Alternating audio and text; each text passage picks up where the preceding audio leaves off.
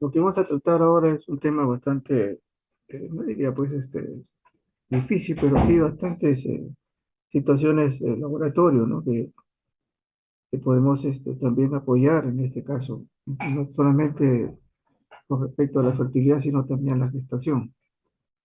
Y para no perdernos un poco de subrayado justamente las cosas en las cuales nosotros intervenimos, y también hay algunos exámenes que he puesto al aire para que podamos, o sea, entrar sobre todo, ¿no? Eso de las cosas específicas, ¿no? Ya les comentaba de que el examen de laboratorio al paciente, nuevamente, ¿no? Siempre se merita hacer un basal, y no solamente porque yo lo digo, en otros lugares lo hacen, en otros países lo hacen, para determinar, ¿no? Si es que, aparte del problema específico, que puede ser, también hay un trasfondo, alguna comorbilidad, que es importante conocerla también.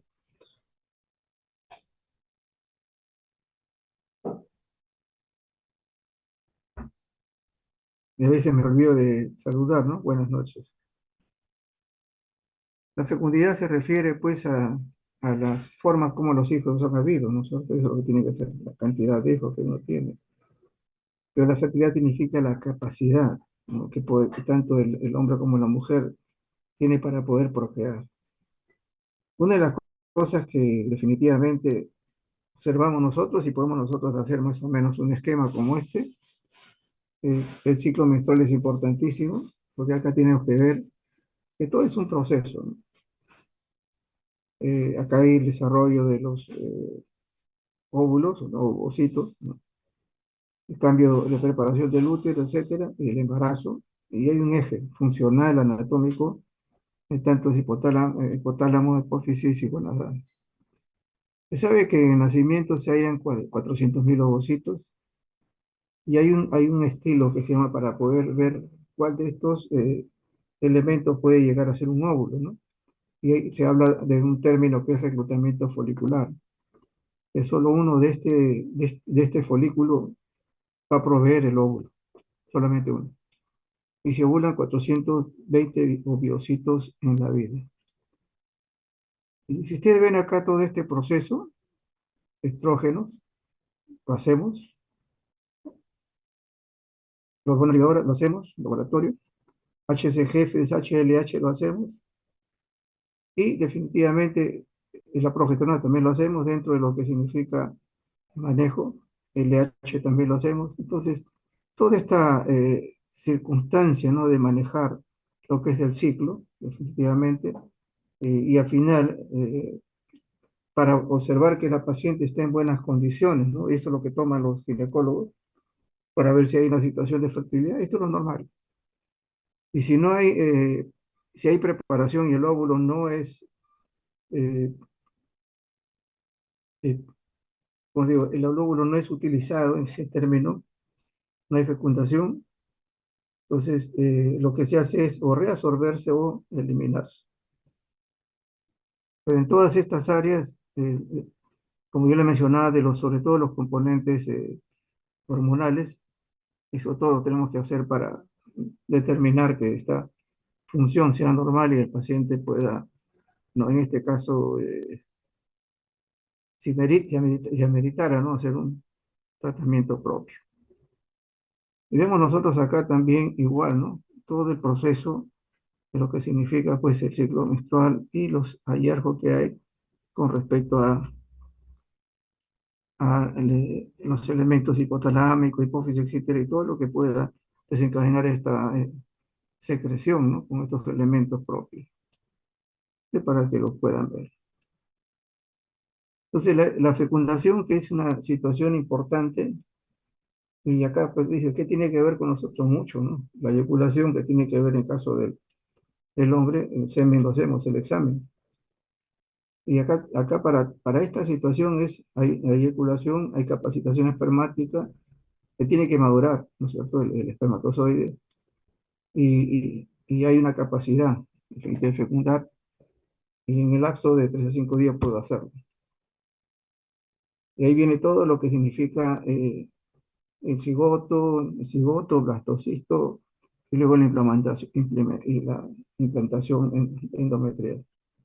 Algunos anatómicos y otros también de capacidad hormonal para poder eh, no solamente hacer la parte yacular, sino también la parte de implantación, ¿no? Que tiene que ver con el preparación hormonal, que también lo hacemos nosotros.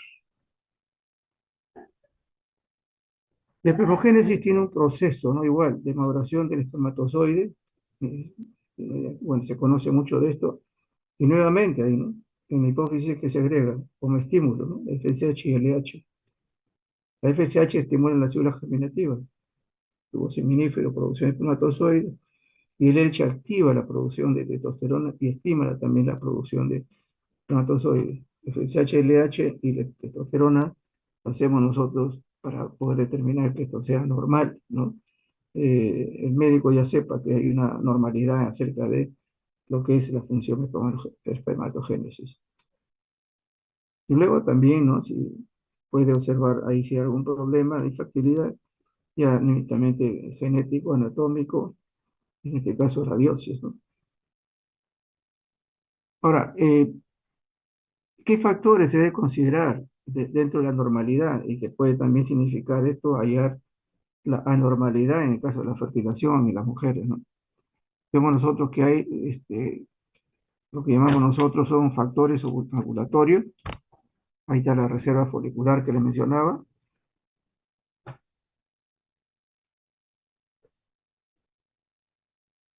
Vemos también ahí, hay una reserva ovárica, ¿no es cierto? No solamente folicular, sino también los óvulos y la ovulación propiamente. El factor pélvico que tiene que ver con la situación del útero, trompas, ovarios y todo lo que son estructuras adyacentes. Entonces acá podemos ver no solamente aquí ver la parte anatómica también y funcional, ¿no? Y también cervical, si hay obstáculos en la mucosa cervical, y eso lo examinamos también nosotros. Y ese factor, definitivamente, ovulatorio, tiene que implicarse en todo esto, ¿no? Hay defectos periféricos, centrales, enfermedad metabólica. Y vemos acá, tratando de por lo menos ver la situación más visual, ¿no? Lo mencionaba antes, el ovulatorio tiene que ver con la reserva folicular, la reserva ovárica, de lo que mencionaba antes, y la ovulación. Y esto definitivamente se observa, mucho de esto con el examen del moco cervical. Ahí vemos nosotros si es que hay, ¿no? Alguna deficiencia o alguna alteración o un bloqueo también a la movilización del espermatozoide. Entonces, la parte de factor ovulatorio es importantísimo tenerlo presente, ¿no? Porque aquí se va a observar si es que hay una producción de óvulos. El factor pélvico tiene que ver con estructuras, justamente, ¿no? Enfermedades pélvicas. Y también esto puede ser afectado por situaciones de infecciones, anomalías y también por algo que eh, es bien ya conocido, pero sí bien especificado lo que es la endometriosis, ¿no? Y que esto definitivamente puede estar no solamente cubriendo toda la parte uterina, sino también extrauterina. Y este factor pélvico, como ven ustedes acá, hay que ver antecedentes, ver la estructura, etcétera. Y generalmente esto, si ver a veces anomalía en todo lo que es el trayecto del factor pélvico, tenemos la perforación transvaginal, histerosalpingografía, etcétera, son pruebas netamente específicas, ¿no? No necesariamente laboratorio. Acá nos dirigimos solamente a una. El factor cervical definitivamente tiene que ver con algunas anormalidades del conducto. Y acá el factor cervical tenemos que hacer definitivamente el Papa Nicolau, que lo hace en este caso el anatomopatólogo, pero si queremos encontrar acá algún problema de tipo celular, también nosotros hacemos eh, el virus papiloma, ya se hace con otra estructura de tipo laboratorio. Y Dentro de eso también, para ver ese factor cervical, en el laboratorio sí vemos la prueba coscoital. Entonces, todas estas situaciones que ustedes ven es exclusivamente para ver, ¿hay normalidad o hay patología? ¿Hay normalidad o hay patología? Entonces, son fases que son importantes y en todo ello está incluido, después vamos a resumirlo, ¿no? Todo está incluido estos factores que son hormonales. Hay un factor definitivamente femenino, que hay no solamente infecciones, sino también antecedentes, el uso de medicamentos, y también el factor masculino, ¿no? Que también se usa medicamentos. Hay una situación de vida sana, podemos decir entre comillas, ¿no? Porque también está considerado acá algunos hábitos nocivos.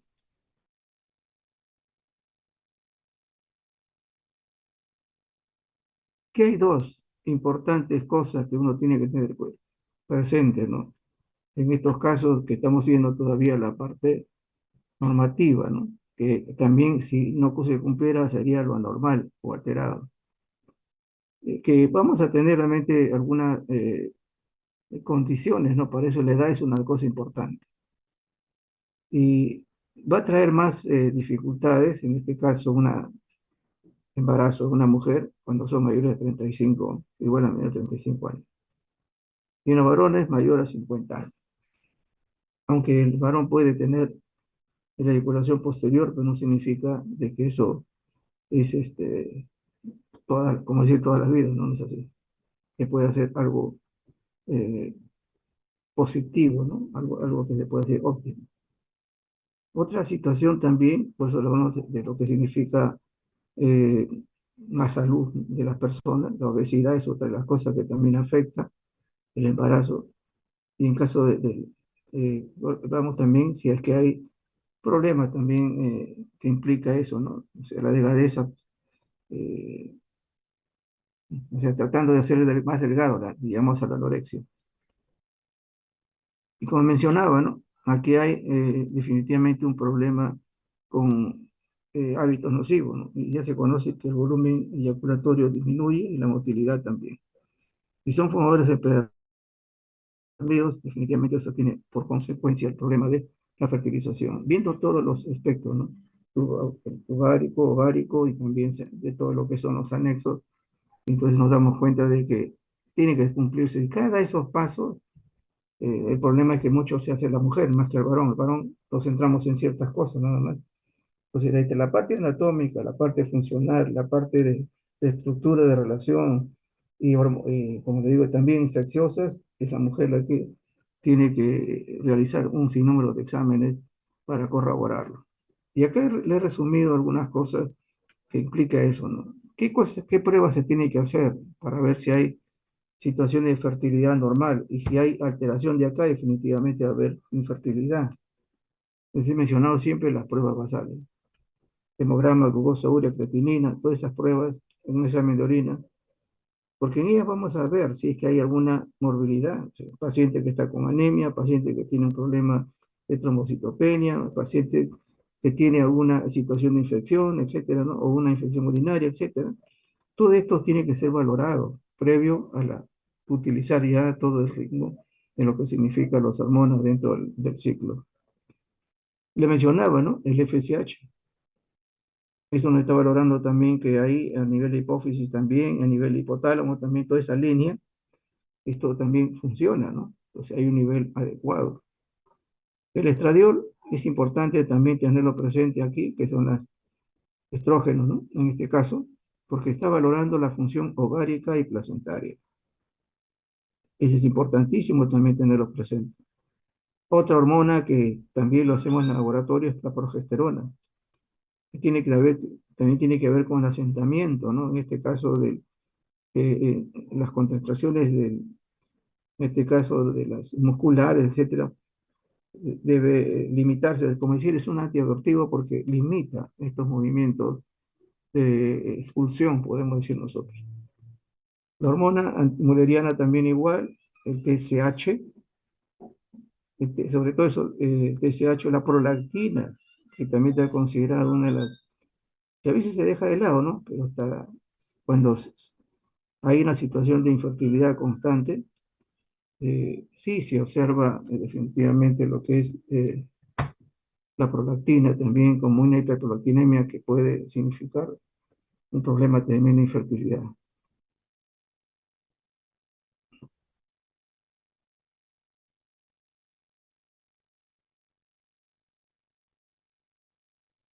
En la actualidad ya se conoce que también hay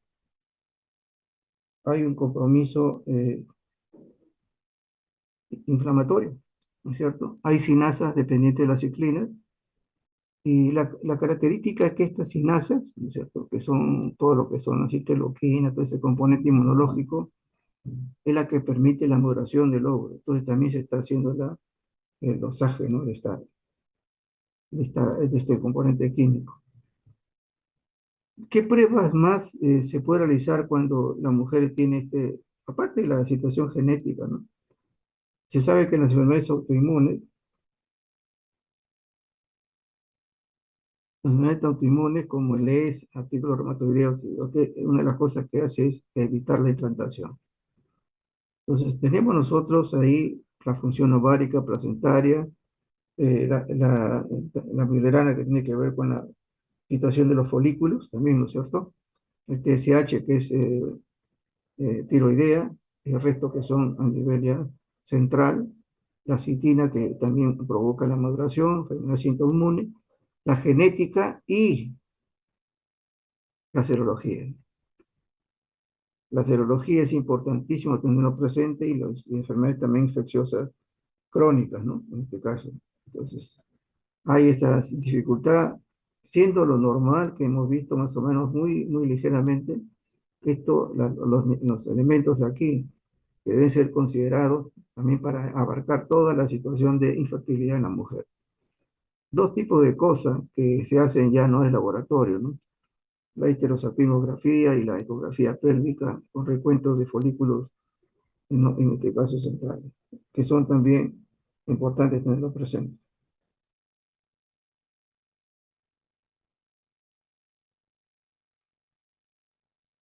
En la mujer, como le digo, tiene que tener todos esos pasos, ¿no? Genético, infeccioso, antecedentes, comorbilidades, ¿no? Y la función de las hormonas que están en cada paso del proceso del ciclo, tiene que ser, por eso es bastante largo ese proceso de determinar que esto sea, ¿no?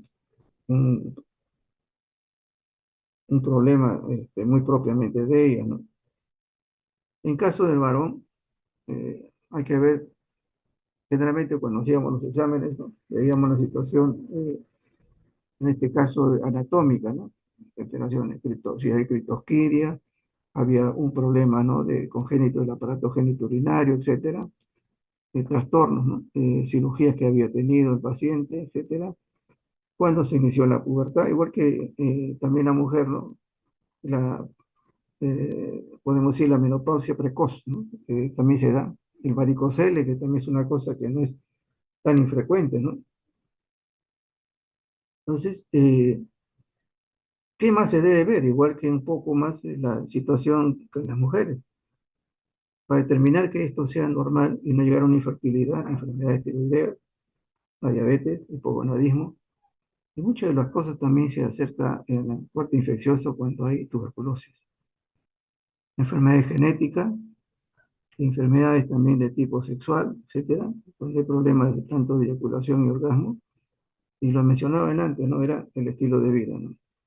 Los hábitos nocivos también está considerado como parte de valorar, ¿no? Si es que hay una infertilidad en caso del varón. Y algunas condiciones más que debemos tenerlo presente también, ¿no? En condiciones específicas a los profesionales, ¿no? Que también hay una afectación a este nivel. Y acá quizás, como digo, es más sencillo. Acá tenemos nosotros las pruebas, ¿no? Postcoitales, antígenos, etcétera, y acá la penetración espermática. Y eso, lo que se hace, pues, eh, en un inicio es comenzar a ver todas estas situaciones que se puede decir, ¿no? Limitaron la infertilidad, la fertilidad.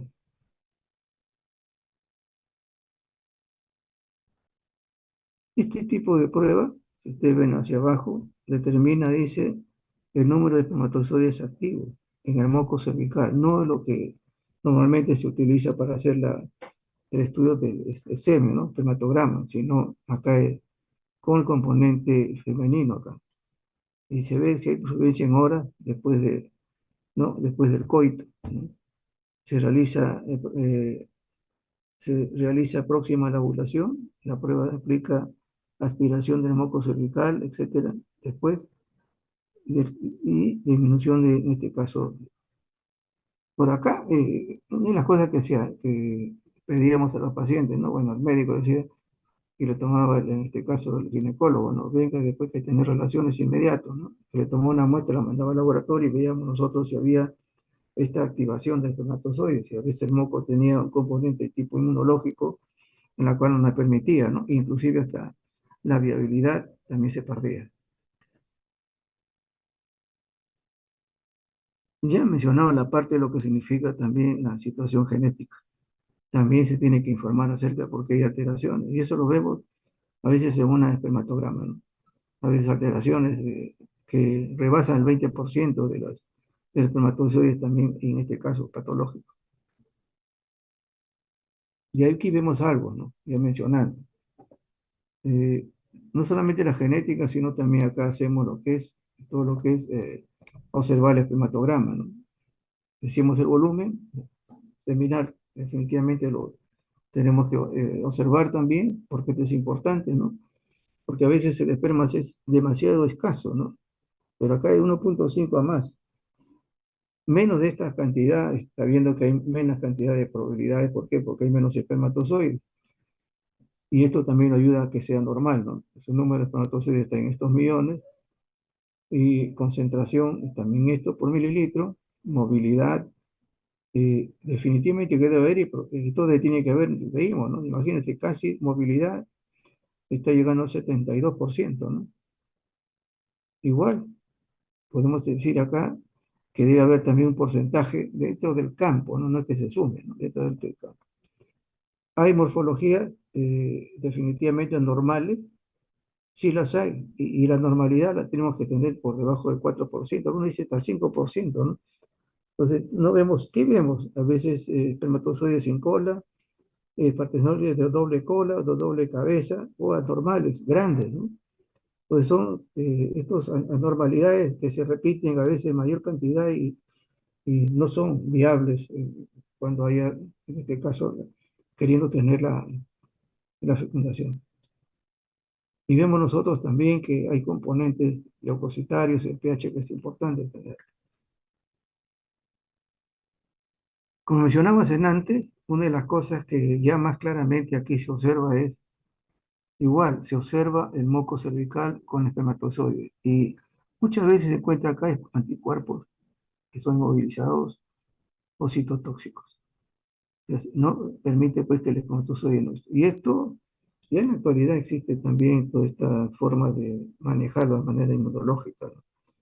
¿Se dan cuenta? O sea, en el varón, un espermatograma nos da casi el 90% del problema. Hay que ver la parte anatómica, hay que ver también la parte hormonal, definitivamente, y la atómica tenemos que ir a varicocele es uno de ellos, ¿no?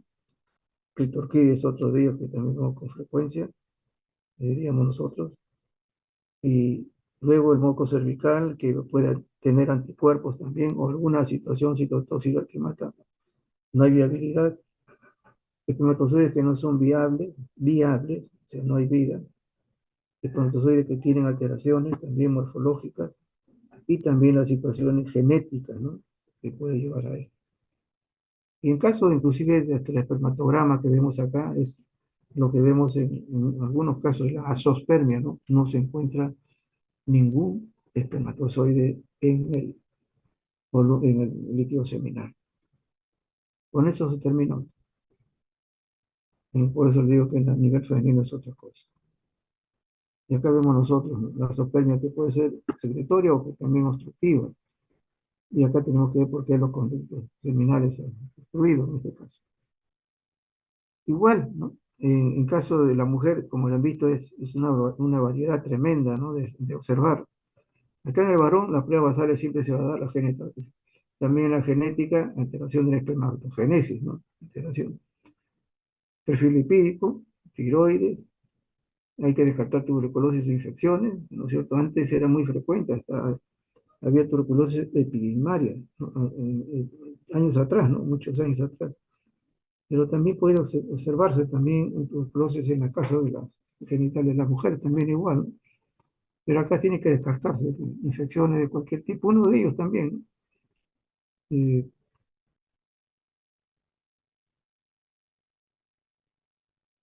LH, hormona de testosterona, biopsia, imagenología.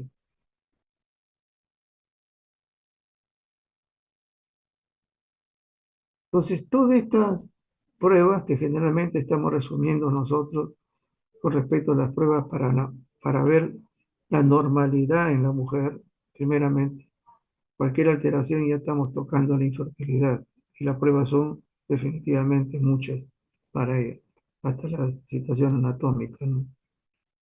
Y en el caso del varón, evidentemente tenemos que ver que las pruebas generalmente son de tipo genética, estas pruebas también tiroidea, tuberculosis y el espermatograma, que es prácticamente el 90 y tanto por ciento del problema. Y ahí acabó el... Uno hemos visto lo que es normalmente la fertilización, ¿no? Y ahorita vemos lo que significa el embarazo.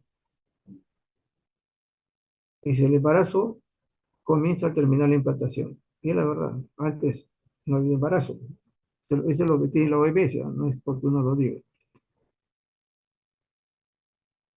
Vemos nuevamente lo que es la ovulación, fertilización e implantación, ¿no? Que es importante tenerlo presente. Y todas ellas tienen que implicar también las hormonas que le hemos mencionado.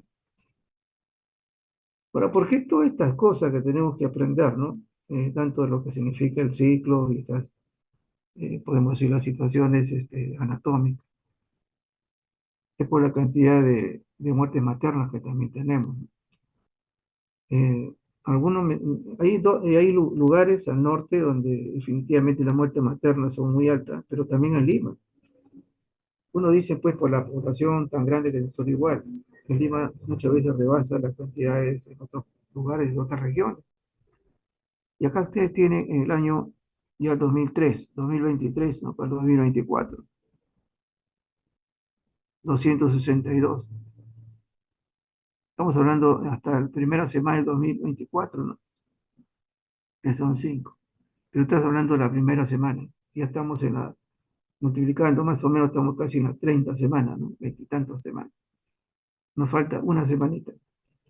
Y aquí, el 2023 supuestamente ha bajado. Habría que confirmarlo cuando los datos que tenemos que tener presentes, ¿no?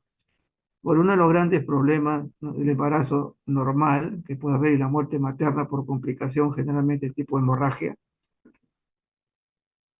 es también el embarazo de los adolescentes, ¿no? Ha aumentado tremendamente. Le mencionaba esta situación que es también algo que no necesariamente tiene que ser laboratorio, ginecología, ¿no? Sino por qué se da. A veces pensamos que es, no, la vida de ellos, como algunos por ahí comentarios, ¿no? Pues, políticos decían, no porque son su cultura, ¿no? Es muy fácil tener esa idea, ¿no? Podemos decir conclusión de algo que sucede, ¿no? Y acá definitivamente siempre, cuando uno mira hacia la situación de tener podemos nosotros un problema de este tipo, como cualquier otro, que no necesariamente es sexual, tenemos que ver cómo es el mundo familiar, porque a veces eso es lo que implica que se busca, ¿no? Algo que no se tiene, tranquilidad, paz y alguien que esté a nuestro lado. Entonces, esa situación también tiene que valorarse, no solamente decir, hay que hacer que no, esto, hay que darle tratamiento, hay que darle no, evitar que haya medicamentos para que puedan tomar la pastilla, etcétera, ¿no? Que puede ser una situación ya cuando se dio, pero antes tenemos que vigilar esa situación. Y como le digo, la cantidad de muertes por hemorragia en nuestra patria sigue siendo la primera causa. Luego las infecciones también, las complicaciones, las comorbilidades. ¿Qué hay que hacer? El ginecólogo, ¿qué hace? A nosotros nos manda también estas situaciones, solamente mencionarlo. Hay un embarazo. Vamos a ver un embarazo normal, no tiene problemas hormonales, no tiene problemas anatómicos, no tiene problemas genéticos, no, no tiene problemas de infección, no. Y acá tiene que ver definitivamente por qué se hace, ¿no? Prevenir, diagnosticar y tratar. En primer lugar está prevenir. Y la prevenir significa educación, a todo sentido. Y acá efectivamente podemos nosotros tener hasta el número de hijos que tiene una pareja, o lo que el hijo que no tiene la pareja, o el padre que en situación familiar, etcétera, ¿no? Las cosas. Porque eso va a traer las consecuencias, pues, de ¿es un buen control prenatal o no? Y eso lo vemos nosotros. El objetivo también este es cuáles son los factores de riesgo. La edad, infecciones, alguna comorbilidad por ahí. Determinar la edad gestacional, el diagnóstico de la condición fetal, que es importante, porque no solamente el embarazo está referido a la mujer, ¿no? Sino también al binomio en ese caso, ¿no? Al producto que debemos también tenerlo presente. La condición materna. Por eso hablamos nosotros de hacer esas pruebas basales. Y acá la educación, que es importantísima, ¿no? Y hacemos. Yo sé que ha cambiado bastante, ¿no? Pero en el laboratorio donde estuve trabajando durante años, era realmente terrible encontrar que la mujer, cuando ya va a dar a luz, iba a hacer el primer control. Entonces, ahí recién veíamos que había complicaciones, ¿no? De proteinuria, etcétera, como patologías que hay. Y siempre decía, pero ¿por qué viene esta hora? Solamente dar a luz cuando he tenido tiempo, ¿no es cierto? Podemos decir 9 meses para que usted venga a hacer sus controles y no haya dificultad. Ya venía ya con otras complicaciones, ¿no? Y sucede, sucede. Hay que definitivamente identificar los factores de riesgo, hay que hacerlo. En todo nivel, inclusive hasta de tipo de trabajo que tiene, ¿no? El factor social no se va a acabar, y eso sí lo tenemos presente, ¿no? El tipo de trabajo, el analfabetismo. Ahora, hemos visto casos, sí, pero no es tanto como antes, ¿no? Bueno, por lo menos en Lima, no sabía yo decirle provincia.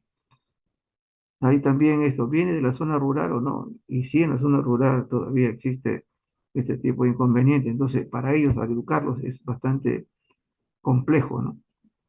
Hay un mal apoyo adolescente y una extrema pobreza. Y eso sí se da. Y vemos nosotros, ¿no? Que acá hay riesgo biológico, la edad sigue siendo uno de los principales.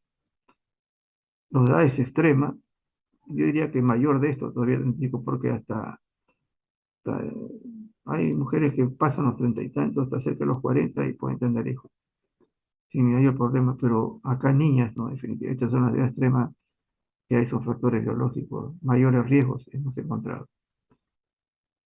Obesidad materna, hemos mencionado nosotros, el estilo de vida, antecedentes obstétricos, ha tenido otros abortos, ha habido también, ahora que hay mucha, como decía, liberación, recurremos también, o recurrentes también, también el caso ha habido, eso no se niega, malformaciones congénitas, conocí una pareja que ambos tenían familiares, ¿no? Directos, ¿no? Que habían tenido abortos o malformados, ¿no? Y los dos se juntan, sus primeros dos hijos tenían malformaciones que no vivieron. Bien difícil decirles que no tengan hijos, ¿no? Hay bajo peso al nacer, hay muerte perinatal o ruptura prematura de membrana, etcétera. Son antecedentes que también se valora como factores de riesgo, porque puede repetirse. Enfermedades, etcétera. Preeclampsia como una de las cosas que no sé de verdad por qué tanto ahorita se observa esto, ¿no? No lo entiendo. Antes era una cosa muy rara. Igual también el factor RH, ¿no? Etcétera. Enfermedades crónicas, neurológicos, psiquiátricas, hipertensión, diabetes, etcétera, se dan cuenta, o sea, la basal es importante tenerla presente. Y luego vienen los hábitos nocivos, ¿no? Actividad laboral y la contaminación ambiental también. Escuchaba un oncólogo que decía, uno de los grandes problemas, no solamente alteraciones, malformaciones y cáncer, la comida. Bueno, y acá ven ustedes, todavía antes de, ¿no es cierto?, de tener el parto y tener una saludable, solamente estoy subrayando lo que nosotros sí nos comprometemos a hacerlo, ¿no? En ese primer trimestre, para confirmar el embarazo, nos hacemos un HCG, una unidad beta. Los factores de riesgo hemos mencionado ahí, ¿no? Factores de riesgo hormonal, infeccioso, etcétera. Eh,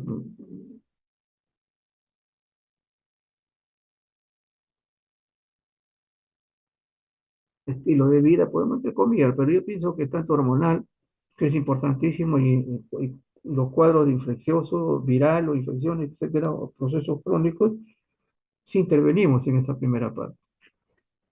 Y ahí se dan cuenta ustedes, o sea, hacemos dengue, hacemos malaria, tuberculosis, Zika y otras enfermedades infecciosas. Entonces, a esta paciente, cuando es la primera vez que se va a hacer todo lo que es el manejo, ¿no?, saludable del embarazo, nuestra intervención está ahí también apoyando a la mujer y al producto.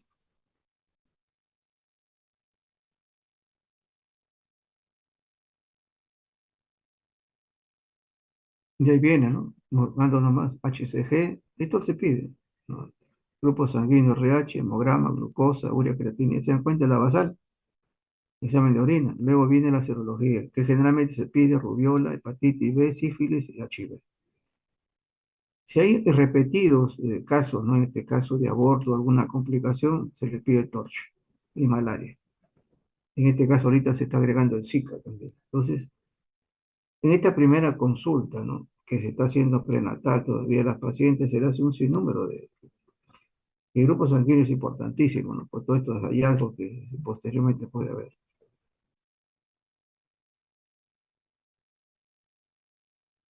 El estilo de vida, definitivamente, si podemos nosotros hacer no solamente hemograma, sino también acá proteínas, vamos a ver la condición de la paciente, ¿no?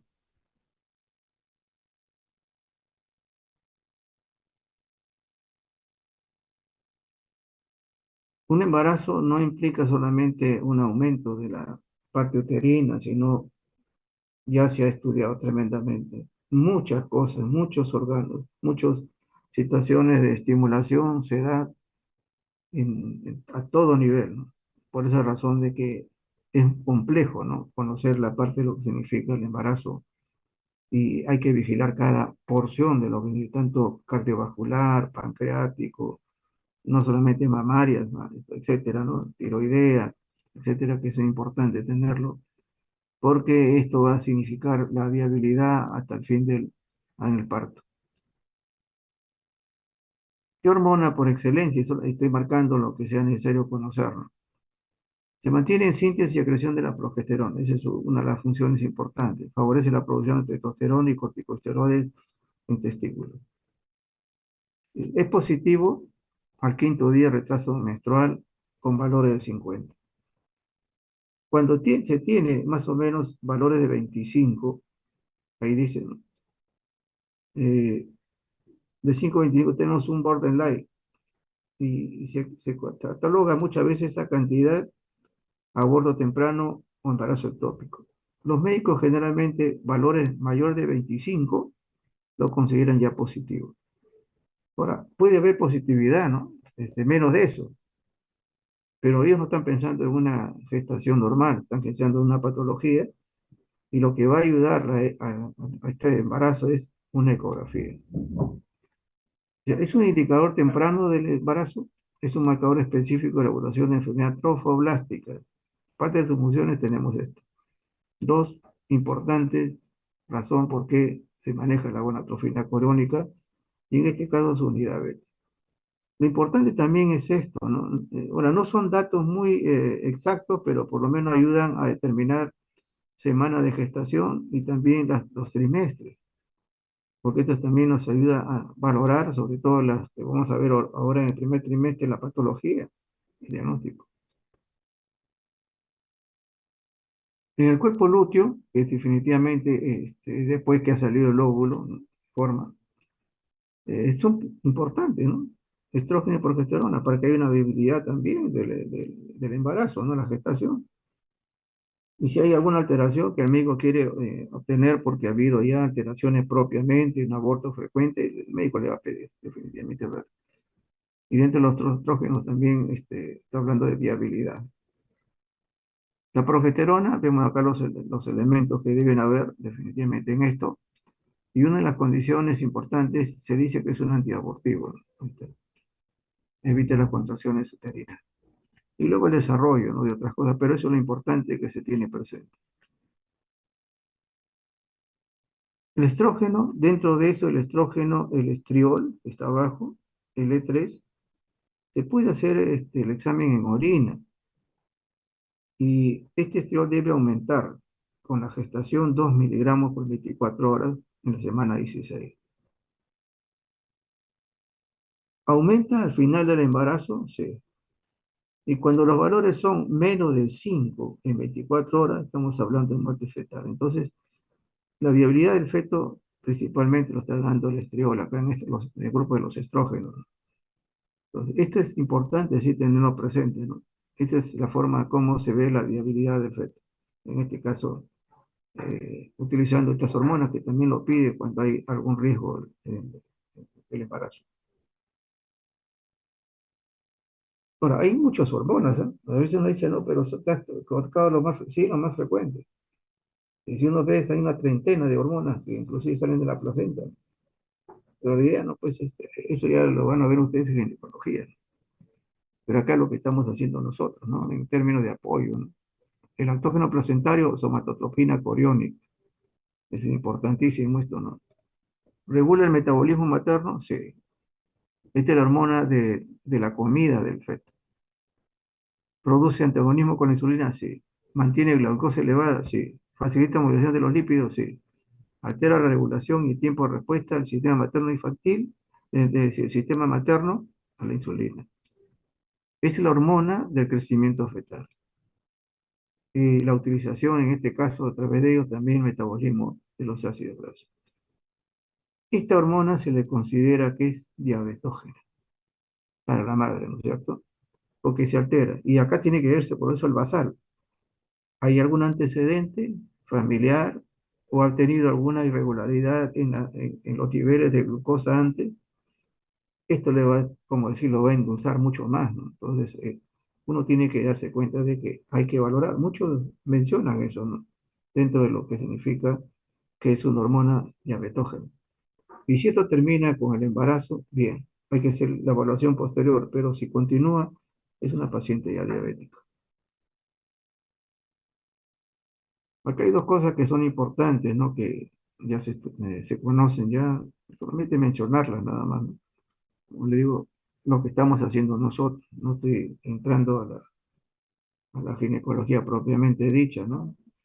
Factor liberador de la corticotropina, ¿por qué es importante?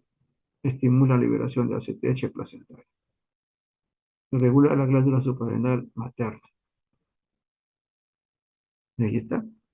El factor liberador de tirotropina, definitivamente, es similar a la hipotalámica, está asociado a la liberación de TSH. Y eso es importantísimo para poder el desarrollo normal, en este caso del feto. Estas pruebas ya se hacen a nivel molecular. Y vamos a ver, o sea, así, muy. En el primer trimestre, que estoy colocando ahí semana 1 hasta el final de la semana 12, que es importante si lo tener presente. Ahora, recuerden algo, las enfermedades que se dan a veces primero, segundo, tercero, dicen exclusivamente no. A veces puede, uno y dos pueden estar juntos, dos y tres pueden estar, pero la frecuencia que vemos es una, yo diría, pues, un poco mitad académica, ¿no? Pero que ayuda a tener por la frecuencia, ¿no? De patología. Y abajo he puesto todo lo que significa los exámenes, ¿no? Que debe haber. Hay aborto espontáneo, el tipo de aborto siempre, y eso lo ve los ginecólogos, le piden de todo. Le piden de todo, le piden. O sea, por eso las pruebas basales se piden infecciosas, sobre todo las virales, etcétera, el TORCH también, pero las virales también igual, los cultivos, etcétera, y vemos hormonas también, porque la progesterona es, como decía, antiabortiva, entonces debe estar ahí, y las comorbilidades que tienen que ver pues con la glucosa, etcétera. Vamos a ver tres de ellas nomás.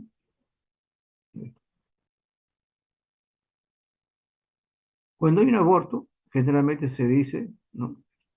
Entre las 20 semanas y el peso es inferior a 500 gramos.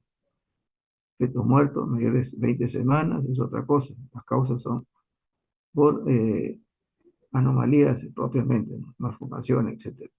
Pero un aborto tiene esas consideraciones que está ahí en el retrato. ¿Qué pide el médico?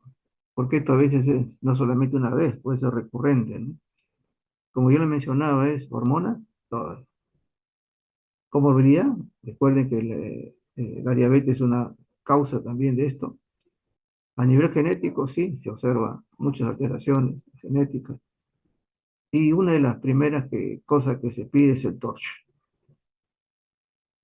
Porque cuando hace una prueba basal, aparte de esto, ya en la gestante primaria se le hace HIV, serología, BRL. Alguna vez también se le agrega malaria. Entonces, acá ya propiamente el producto se le pide el torcho, que son situaciones tanto parasitarias como tipo viral, para determinar que no sea la causa, ¿no? El embarazo ectópico, que tiene que ver con un sinnúmero de componentes, ¿no? Y vemos acá nosotros que hay sangrado, etcétera. ¿Qué tenemos que ver? Siempre le piden HCG y los valores, como he visto, son borderline. Progesterona va a estar bajo, el hemograma va a referir una leucocitosis. Recuerda que hay un producto acá inflamatorio y si hay rotura es otra cosa. También hay componente de fibronetina fetal, que eso significa que hay daño ya a nivel uterino. En algunos piden también el SEA como parte de esto, embarazo ectópico. Y luego viene la BCG, proteínas C reactivos, interleuquina, como es cuadro inflamatorio, ¿no? Pero estamos hablando de laboratorio, ¿no? Pero el que va a dar el nivel de todo va a ser la ecografía. La imagenología es importante. Sino que estoy anotando acá lo que puede significar para el laboratorio. No diga que solamente con esto va a ser el diagnóstico, ¿no? La otra patología que hemos mencionado es la enfermedad trofoblástica o gestacional, ¿no? Y acá el HCG. Vemos nosotros en la ecografía un componente como si fuera panel de abeja, que puede ser parcial o total. Y una de las cosas que a veces el médico observa cuando le hace ya limpieza de esto, con mucho cuidado la parte basal, ¿no? En este caso. ¿Por qué? Porque muchas veces se ha encontrado el coriocarcinoma ahí. Por ahí, estas pacientes, de todas maneras, se le hace pruebas, no es que se le hace solamente limpieza, ¿no? Estamos hablando de la basal, estamos hablando si no hay mayor sangrado, un sinnúmero de cosas. Entonces, hay que hacer sus pruebas. El diagnóstico en este caso es la unidad beta, en HCG, es el marcador tumoral. ¿Que nos da el diagnóstico? Sí. ¿Pronóstico? Sí. ¿Respuesta al tratamiento? Sí. ¿Y vamos a hacer el seguimiento? Sí.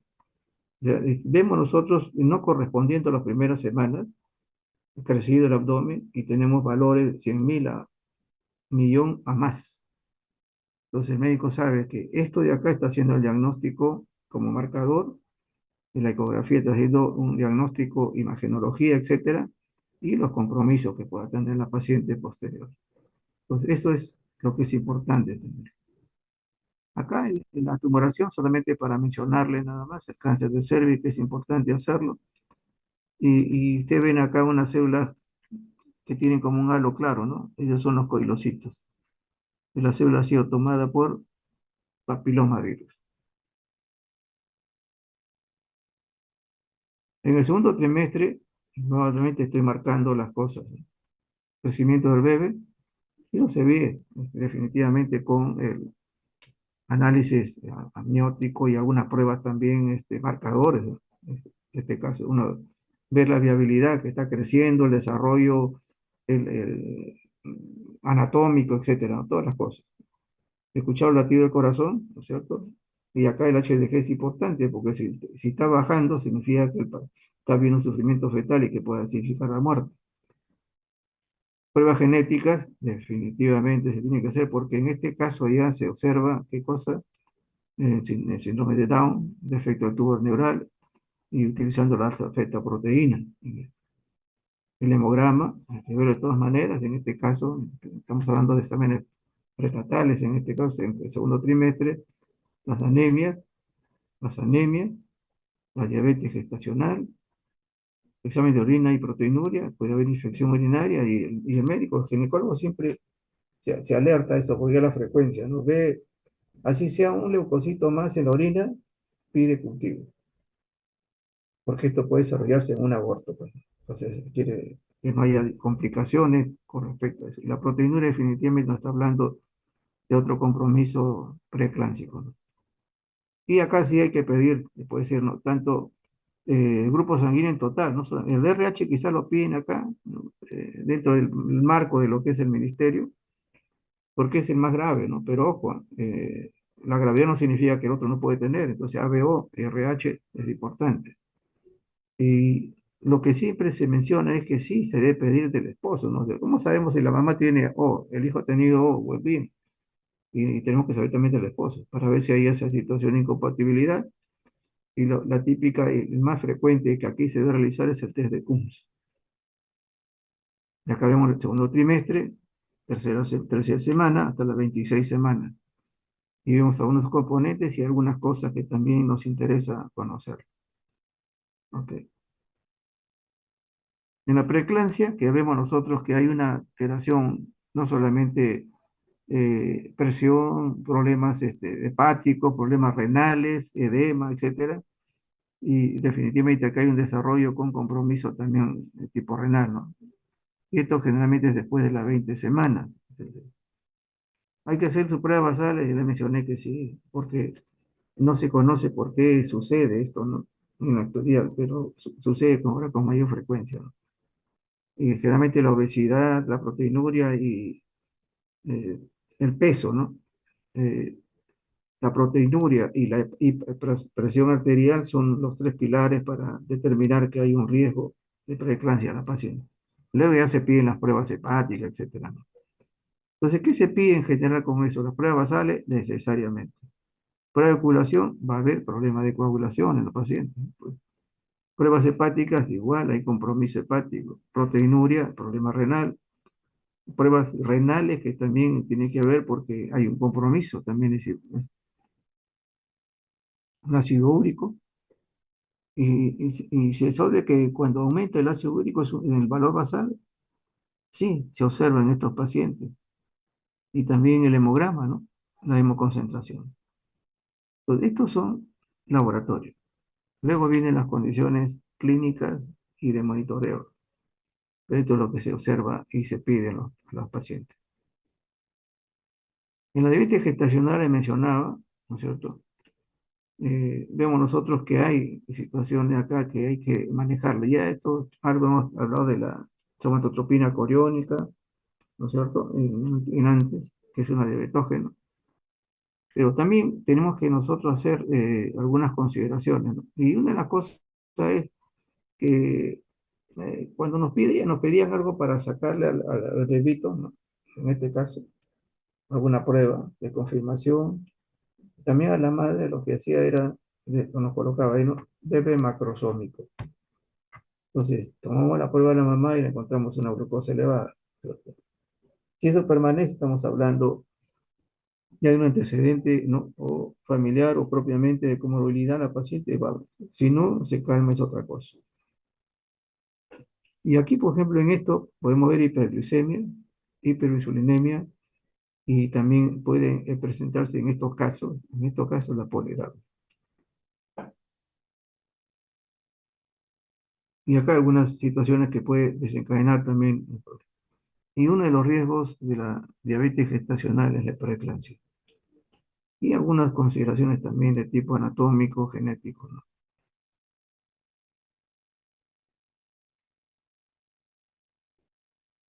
En el segundo trimestre debe realizarse, ¿no? Entre la semana 24 y 28 del embarazo, una prueba de glucosa.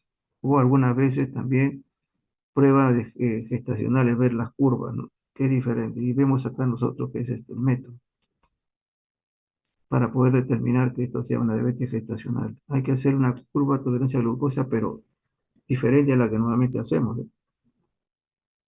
Generalmente se le toma eh, de dos o tres, la basal siempre. La carga también no debe ser mucha, pero este es lo que se estila, ¿no? En los pacientes, con cuidado, ¿no?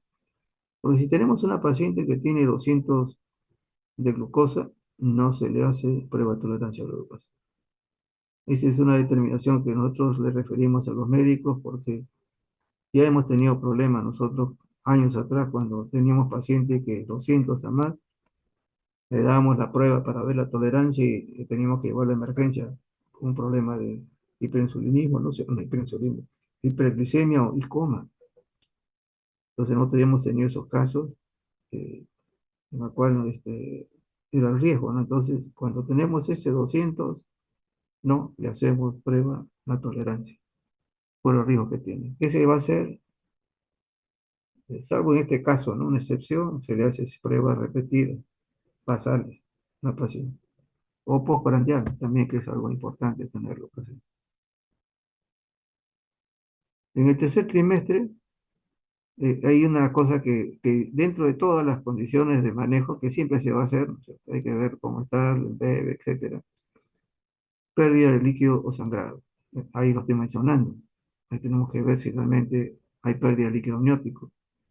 Sangrado vaginal y pérdida de líquido vaginal nuevamente, ¿no? Dentro de los síntomas. En estos dos casos, en el tercer trimestre, sí tenemos que intervenir nosotros por el problema que puede haber. Y dentro de los problemas del tercer trimestre, definitivamente, en los 27 al final del embarazo, tenemos algunas particularidades también. La ruptura prematura de membrana. Y esta es una de las cosas que, ¿cómo hago el diagnóstico? Primeramente tengo que certificar que sea líquido amniótico. Entonces, generalmente el residente le toma una muestra vaginal, ¿cierto? Hace un frotizo en una lámina y lo lleva al laboratorio y lo observa. Y encuentra esta formación tipo helecho. Esto es líquido, la cristalización del líquido amniótico es así. Pero no todos, supuestamente, los líquidos que se pierden es líquido amniótico, a veces es orina. Pero también esto descarta, es la primera parte. Si se observa esto, hay una rotura prematura.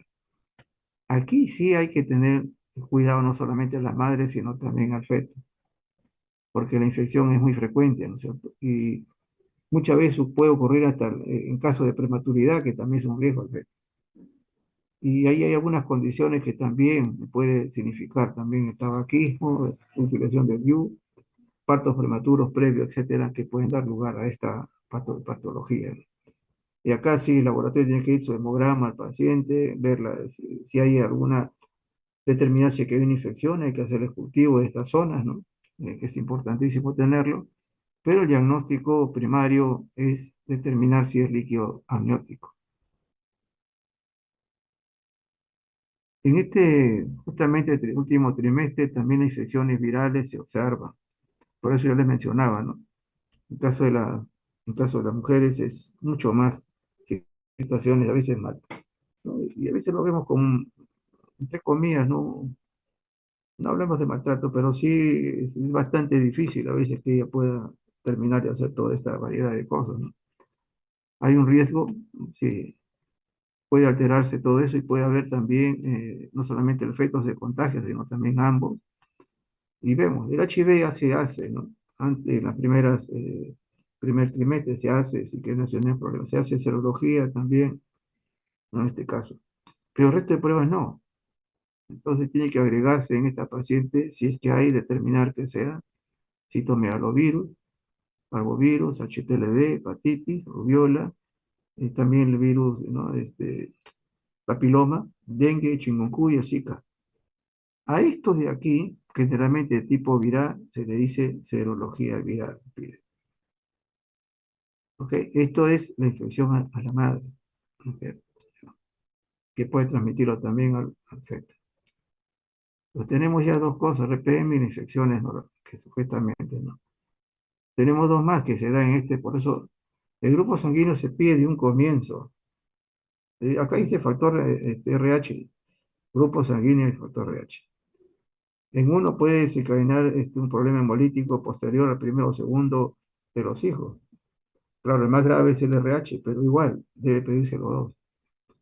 Y vemos nosotros incompatibilidad. ¿Qué se debe hacer en este caso cuando vemos nosotros que hay un problema? Cuando sale el bebé, generalmente en las primeras 24 horas, se observa pues esa coloración. Inclusive hasta lo que vamos a ver ahorita, el líquido amniótico, la coloración que se despierta y hay una sospecha, ¿no?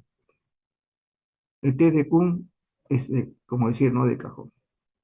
El grupo sanguíneo y RH, sí. Esto nos ayuda a nosotros a determinar que esta madre no pueda, y acá se debe hacer con la mamá y al esposo de entender eso, y comenzar a vigilar al producto, ¿no? Para hacerle todas las pruebas y determinar que no haya una contradicción, ¿no? Tanto de la sangre de la mamá, la sangre del papá, etcétera, y que ella los tenga también. Otro de los problemas del último trimestre que a los ginecólogos ya en los últimos años sí están utilizando esto de una secreción vaginal y nos piden, ¿no? Estreptococo beta, beta hemolítico grupo B. Y también del canal, no sé, rectal también igual, porque esto es netamente, podemos decir, digestivo, ¿no? Pero se contamina y este coco es definitivamente un cuadro que provoca la muerte, ¿no? O sea, del sepsis y que puede comprometer la vida de la madre. Entonces, el cultivo de secreción vaginal y rectal es importante en estos casos, que ahora ya se estila como algo, ¿no? Que debe hacerse, ¿no? Y acá vemos algunas consideraciones, ¿no? Casi al final, ¿no es cierto? Eso se hace en todas las embarazadas. Ahí vemos nosotros. Y este es el desprendimiento prematuro de placenta, dependiendo, ¿no? Y eso lo mencionan los ginecólogos, dependiendo si se puede ver un parto normal, si hay un desprendimiento total y una hemorragia, definitivamente entra a una cesárea, evidentemente, entonces hay que hacerle ¿qué? Todas las pruebas quirúrgicas y pedir sangre. Y siempre la hemogenología es importantísimo tenerlo presente. Estoy hablando de las cosas específicas, no hablando también que hay que pedir a la madre también su hemograma, etcétera, ¿no?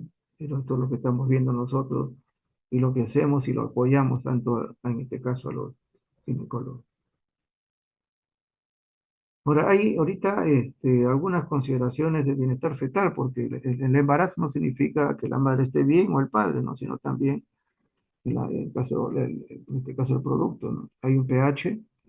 Y vamos a una de las consideraciones que es importante también tenerlo presente para que esto va a significar también en el término muchas veces cesárea cuando hay algún compromiso. Y esto se hace ya a nivel de cuero cabelludo. Hay gente que pueda manejar eso, ¿no? La alfa-fetoproteína, como antes mencionamos, va a comenzar, ya que tenemos algunas indicaciones, cuando use el síndrome de Down, por eso digo esto, si no hay si no se hace un líquido amniótico, que también se hace ahí, el alfa-feto, pero si también hay aumento, ¿no? Recién nacidos, luego que hay esos aumentos que también puede haber en la mamá, ¿no? Porque se dice que esto es exclusivo del feto, de tomar, pero hay que hacer en la madre. Vemos esto, podemos tener problemas de tipo neurológico, problemas de síndrome de Down, etcétera, como pérdida fetal.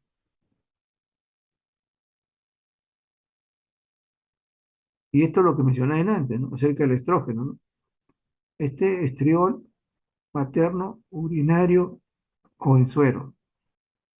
Su disminución revela compromiso de la unidad feto-placentaria, feto-intervino, feto-placentaria.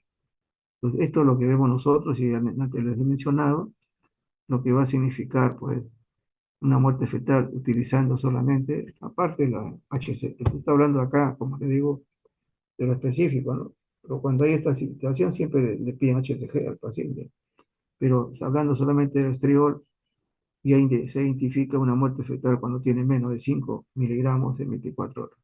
¿Dónde? En orina. Hablemos un poquito de líquido amniótico, que es igual que líquido pleural, igual que hemos visto nosotros en la orina, es importantísimo tenerlo presente también. Y vemos algunas consideraciones, ¿no es cierto? No solamente protección, amortivo, etcétera, pero también es el camino a los nutrientes, ¿no? Y no solamente nutrientes, vitaminas, sino también la parte de parte inmunológica, ¿no? Y esto también vamos a ver acá, con este fluido hay maduración respiratoria, eh, urinaria, etcétera, ¿no? Esto es importantísimo tenerlo presente como parte de la función. Acá ven ustedes los volúmenes que pueden haber en la semana, ¿no? ¿En qué debe realizarse? ¿Cuándo debe hacerse? ¿No? Cuando sospecha de una anomalía cromosómica, hay alteración metabólica, defecto tubo neural a las 16 semanas. Hay que hacer la amniocentesis, ¿no?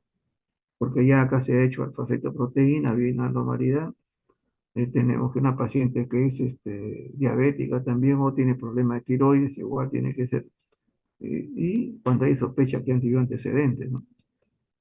Cuando vio hizo inmunización, sí hay que hacerlo. Cuando hay sospecha de corioamnionitis, sí, y entonces recuerden que producto de la infección también, un poco.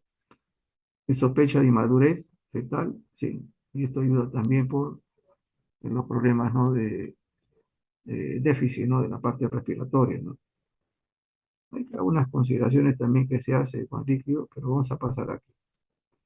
Esto sí tienen que, les comentaba eso al grupo de alumnos, decía, cuando si el ginecólogo hace una prueba para ver líquido amniótico, lo primero que va a ver es el color. Entonces le decía, no, la orina, mire por eso el color de la orina, miren el color de líquido cefalorraquídeo, miren el color, eso va a ayudar mucho. El color del líquido amniótico es un color suave, pajizo, casi imperceptible, no parece que fuera hacia blanco, es normal. Si vemos un color amarillo bastante citrino, bastante oscuro, concentrado como una orina, estamos hablando que acá hay sangre, hay hemólisis, hay eritrocitosis fetal. Si vemos un de color verdoso, que lo vemos definitivamente eso en muchos de los casos, estamos hablando de hipoxia fetal, porque es meconio. Pero si vemos de rojo, ¿no es cierto? Marrón, oscuro, es muerte fetal. El color ya nos está diciendo a nosotros esa particularidad, ¿no? Cuando va, lógicamente, cuando va al laboratorio, igual se le hace la esterilización, ¿no? Hemos encontrado un líquido color, este color, estas condiciones, ¿no? El aspecto turbio, no aspecto turbio, etcétera, pero el color está identificando el problema en este caso. ¿Para qué sirve también este líquido? Sirve también para la situación de eh, genético, nada más. Y acá hay algunas condiciones, ¿no? Que debe tener un pH, alfa proteína, y si hay alguna alteración y defecto, creatinina y ácido úrico. Esto va a ayudar a la evolución de la madurez. Por eso justamente se pide esa situación, la urea, la glucosa, amilasa, madurez fetal, fubastasa alcalina, una preeclampsia, la bilirrubina, la exitoso fetal, interleuquinas, infección uterina, IgM, infección intraútero también. Entonces, ¿ayuda? Sí. Y el médico sabe a qué atenerse, ¿no? Pero los colores sí es importantísimo tenerlo presente. El resto ya son para ver cómo madurez o tiene alguna alteración tipo genética, lo utilizan, en este caso los ginecólogos, no es para todo. Entre eso también está, si podemos hacer las enzimas, isogenasa láctica, y siempre les he mencionado, ¿no? La isogenasa láctica es un marcador prácticamente de necrosis, ¿no? De lesiones, si aumenta hay una lesión mucho más extensa, ¿no? Y en este caso, si hay reporte de insuficiencia láctica muy alta, estamos hablando también de muerte fetal. No solamente el color, sino también esto, ¿no? Acetilcolinsterasa también nos está hablando, ¿no es cierto? Amilasa, CK, y es una cosa que definitivamente algunos lo cuestionan, ¿no? Dice la creatinifosfoquinasa no amerita, ¿no? Pero hay lugares donde se hace, ¿no? Y hay algunas razones por qué. Bilirrubina hemos mencionado, ¿no es cierto? Esto es la presencia de ese líquido amniótico de color amarillo cetrino, ¿no? Esto estamos hablando ahí en el estructura fetal. Hay una situación de incompatibilidad y eso se da. Entonces, ¿qué es lo importante para nosotros, ¿no? O sea, ustedes como el hecho, es no olvidar que el color. Las otras pruebas definitivamente se le puede pedir, la fosfetoproteína, ¿no? Que ayuda mucho. Y luego el ácido úrico resto, que son madurez fetal. Pero esto es importantísimo tenerlo presente, ¿no?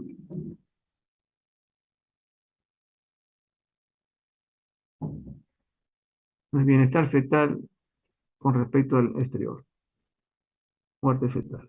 ¿Se dan cuenta? Entonces, ya nosotros podemos determinar de que la madre tiene todo un sinnúmero de elementos para ser eh, evaluado, el varón, para ser evaluado, determinar que hay fertilidad adecuada.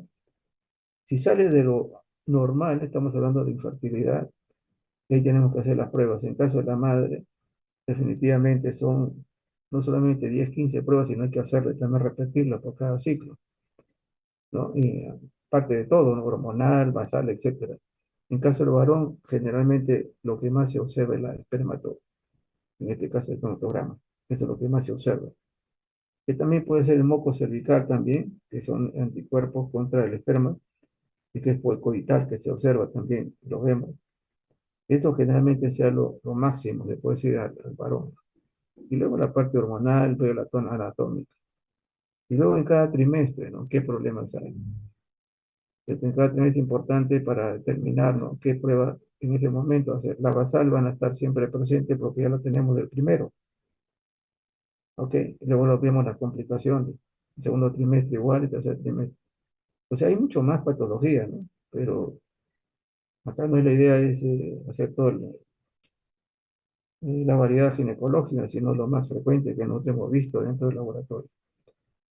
Entonces, este es lo que es. Y luego ver lo que el líquido amniótico, estas dos áreas, ¿no? Que son importantísimas tenerla presente, para que ustedes puedan también tenerlo presente, ¿no? Cuando en estos casos puedan estar también en rotación ginecológica. ¿Ok? Ok.